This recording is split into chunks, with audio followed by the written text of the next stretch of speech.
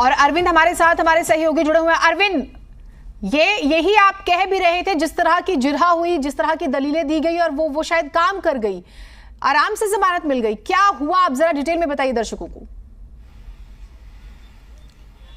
देखिए, कोर्ट ने जीनत दोनों को जमानत दे दी है, ब्रजभूषण शरण सिंह को और विनोद तोमर को। और कोर्ट ने हालांकि सशर्त जमानत दी है, कुछ शर्तें लगाई हैं। कोर्ट ने ये कहा है कि जमानत के दौरान दोनों ही किसी भी तरीके से, प्रत्यक्ष या अप्रत्यक्ष तरीके से, गवाहों से या फिर इस मामले में शिकायतकर्ता महिला पहलवानों से संपर्क नहीं करेंगे, उन्हें धमकाने या उन्हें प्रभावित करने की कोशिश नहीं करेंगे। इसके अलावा ब्रजभूषण शरण सिंह या विनोद तोमर बिना कोर्ट की इजाजत के देश छोड़कर नहीं जाएंगे। 25-25 हजार के मुचलके पर यह जमानत मिली है और ये एक नियमित जमानत है, यानी ये किसी समय अवधि के लिए नहीं है। जब तक कि कोर्ट का फैसला नहीं आ जाता, इस केस का निपटारा नहीं हो जाता, तब तक जमानत पर रहेंगे ब्रजभूषण शरण सिंह और विनोद तोमर।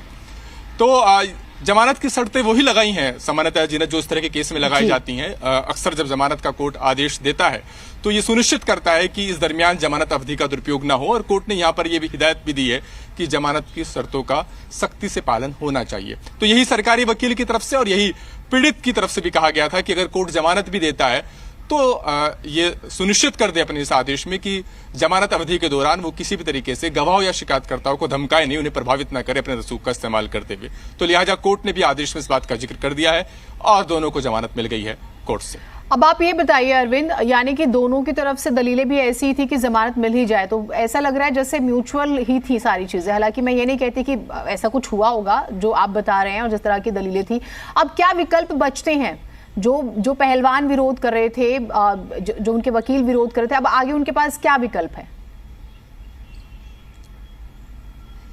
देखिए, अब तो ये मामला आगे चलेगा। मुझे नहीं लगता कि जमानत, क्योंकि शिकायतकर्ता जो महिला पहलवान है वो किसी स्टेज पर जाकर के इस जमानत का विरोध करेंगे। आज उनकी तरफ से कहा गया था कि वैसे तो जमानत दी नहीं जानी चाहिए और अगर जमानत दी जाती है तो कोर्ट अपने आदेश में इस बात का जिक्र करे कि वो अपने प्रभाव का इस्तेमाल करते हुए गवाहों को प्रभावित ना करें। इस तरह का आदेश जरूर शामिल करें अपने इस आदेश में। इन शर्तों को वो कोर्ट ने कर दिया है। अब इस मामले में चूंकि चार्जशीट दायर हो चुकी है तो अगला जो कदम होगा, सीआरपीसी के तहत जिस तरीके से किसी भी आपराधिक मुकदमे की कार्रवाई आगे बढ़ती है, वो आरोप तय करने को लेकर के होगा। आरोप तय करने को लेकर के बहस होगी और उसके बाद कोर्ट ये तय करेगा कि जो चार्जशीट में जो आरोप लगाए गए हैं, क्या उन्हीं धाराओं के तहत मुकदमे का सामना करना पड़ेगा ब्रजभूषण सिंह या जो दूसरे सह आरोपी हैं विनोद तोमर को।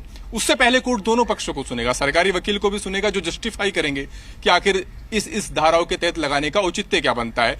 वहीं दूसरी ओर जो वकील हैं इस मामले में बचाव पक्ष के, यानी आरोपियों के जो वकील हैं, वो भी अपनी बात रखेंगे। उससे पहले दस्तावेजों की स्क्रूटनी होती है, एक प्रोसीजर होता है जिसमें कोर्ट ये सुनिश्चित करता है कि जो आरोपी हैं उनको चार्जशीट से जुड़े जो दस्तावेज हैं वो पूरी तरीके से मुहैया हो गए नहीं हो गए हैं, क्योंकि ताकि वो भी जब दिल्ली पुलिस के वकील अपनी बात रखें उसके लिए अपने आप को तकनीकी तौर पर तैयार रख सकें।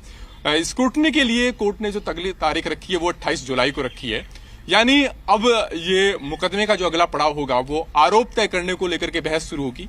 उससे पहले जो औपचारिकताएं होती हैं, तकनीकी औपचारिकताएं किसी भी मुकदमे को लेकर के, वो होंगी 28 जुलाई को और उसके बाद मुकदमा आगे बढ़ेगा। अब अरविंद एक चीज बताइएगा कि एक आम इंसान अगर वो समझना चाहे कि एक व्यक्ति है, हाई प्रोफाइल है, वो नेता है, उसे आगे चुनाव भी लड़ना है, इतना गंभीर मामला उसके ऊपर है और अगर उसे जमानत मिल जाती है तो इसका क्या असर होगा? मतलब उसके अपने पॉलिटिकल करियर पर भी, और जांच तो प्रभावित नहीं होगी, ये तो चलिए कानूनी प्रक्रिया है, कानून अपने हिसाब से काम कर रहा है तो आप प्रश्न नहीं उठा सकते हैं, लेकिन उसके खुद के जीवन में किस तरह का बदलाव है? ये जमानत उसके लिए कितनी बड़ी राहत है?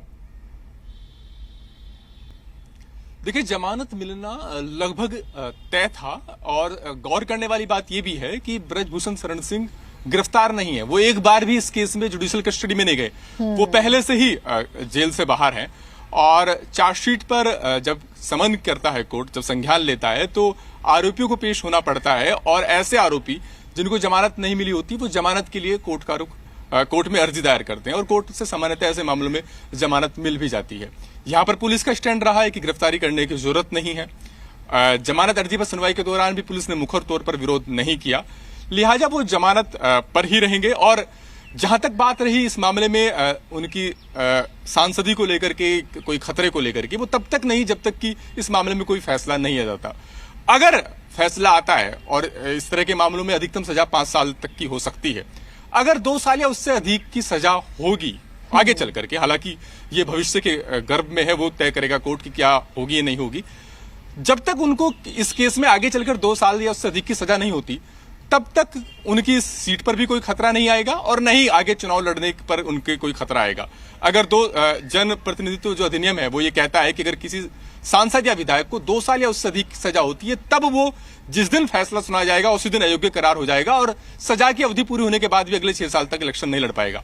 पहले क्या होता था कि ट्रायल कोर्ट का ऑर्डर आता था और उसके बाद हाई कोर्ट और सुप्रीम कोर्ट में अपील पेंडिंग रहने का हवाला देकर के जो सांसद और विधायक होते थे वो अपनी सीट बचा लिया करते थे।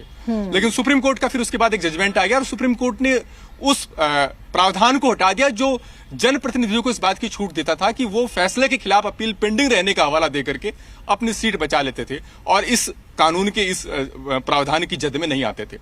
लेकिन अब जिस दिन आप फैसला दिया गया निचली अदालत का, उसी दिन से ही आप टेक्निकली अयोग्य हो जाएंगे और फिर एमएलए के लिए विधानसभा सचिवालय और एमपी के लिए जो लोकसभा सचिवालय है वो आदेश जारी कर सकते हैं कभी भी उस सीट पर अयोग्य करने को लेकर के। तो उनके राजनीतिक करियर के लिए मुश्किल सिर्फ और सिर्फ तभी आ सकती है जब निचली अदालत उनको दोषी करार दे और 2 साल या उससे अधिक की सजा दे, और उस स्टेज तक आने में तो भी काफी टाइम लगेगा। अभी तो चार्जेस फ्रेम पर पहले बहस होगी, सरकारी वकील और जो बचाव पक्ष के वकील है उनको सुना जाएगा, उसके बाद कोर्ट तय करेगा कि इन धाराओं के तहत आपके खिलाफ आरोप तय किए जाते हैं, क्या आप आरोपों को स्वीकारते हैं या फिर आप मुकदमे का सामना करेंगे। अगर आरोपी आरोपों को स्वीकार नहीं करता, जैसा कि सामान्यतः नहीं करता, तो ऐसी सूरत में कोर्ट फिर मुकदमा शुरू करता है। फिर दोनों पक्षों को मौका मिलेगा अपनी बात रखने का। पुलिस अपने पक्ष में जो तमाम गवाह हैं, दलीलें हैं, जो सबूत हैं वो रखेगी, जस्टिफाई करने की कोशिश करेगी कि आखिर क्यों ब्रजभूषण शरण सिंह के खिलाफ मामला बनता है। ठीक है अरविंद, चार्जशीट में जो अगर हम बात करें तो 10 साल के घटनाओं का विवरण दिया गया है और पुलिस की तरफ से कहा गया है कि ऐसी जांच में जो चीजें सामने आई हैं उसके लिहाज से मुकदमा बनता है और वो सजा के योग्य हैं ब्रजभूषण शरण सिंह। ये चार्जशीट में कहा गया है तमाम गवाहों के और तमाम सबूतों के मद्देनजर। बहुत शुक्रिया अरविंद, काफी बारीकी से आपने जो है ये पूरी खबर और आगे क्या हो सकता है सब समझाया। लेकिन फिलहाल जो खबर है वो ये कि ब्रजभूषण शरण सिंह को बहुत बड़ी राहत मिली है।